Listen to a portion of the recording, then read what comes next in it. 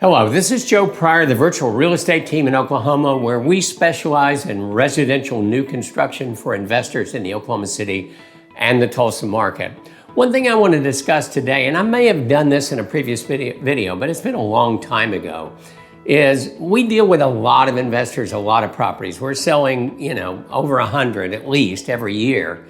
And so we have to evaluate markets very, very carefully. And when I say markets, I'm starting to keep going down and down in size, down to the neighborhood itself. So let's talk a little bit about how my property manager and I work together to make sure that our supply and demand is the way that it ought to be. Too much supply, there's a real problem because rents go down, vacancy goes up. That's a real problem. We don't want you to lose money. We want to make as much money for you as possible with the right recommendations. So I have the ability in these new constructing neighborhoods is to go in, unless it's a brand new neighborhood, and then, we have some command and control. But if it's something in the second, third, or fourth phase, I have a program where I can go in and I can say, okay, how many people have LLCs? If it's an LLC, then I know that is an investor. That's the way we do it. The second thing is I look for out-of-state addresses that are where information is being sent, like taxes, insurance, mortgage information, everything else. And so if somebody's registered in California or Nevada or wherever, I pretty well tell you that's going to be a rental property. Maybe they owned it one time, they had to leave and they decided to rent for a while, the existing property that they were in. And so we look at those and we evaluate that in the general market, say that school district, that suburb, and say, okay, what's the tolerance right now for these kinds of rents so that we don't overdo it? I've seen it happen in other markets. And so that's the first thing that we do. So again, here's kind of how we do it.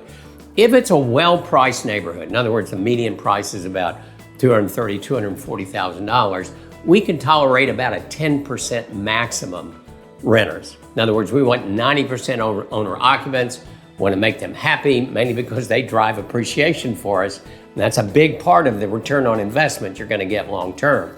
That's one thing that we look at. Now, if it's a higher end neighborhood, we have some neighborhoods, like for instance in Tulsa right now, great neighborhoods, like with pickleball courts and parks and playgrounds. But they're above $300,000, typical price $320,000. And the rents have got to be in the 2,000s, above $2,000 a month. And so in that particular case, we know that we need to have not 10%, because there's not enough renters in that price range. We got to do 2% or 3% or 4%, something that's lower based on how we know the supply and demand is.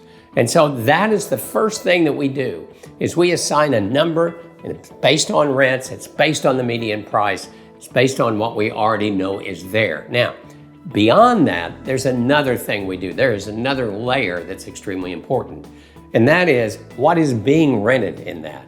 And I think I remember doing this before about a neighborhood in Piedmont, Oklahoma, and I went, well, it's 10%. It's 10% in there. And this is the only time I think we've ever violated the 10% rule. The reason why is the majority of that 10% was in 1,700 square foot 4 bedrooms. What we found, there was no 1420s, there were no 1360s, there were no 1307s, for instance.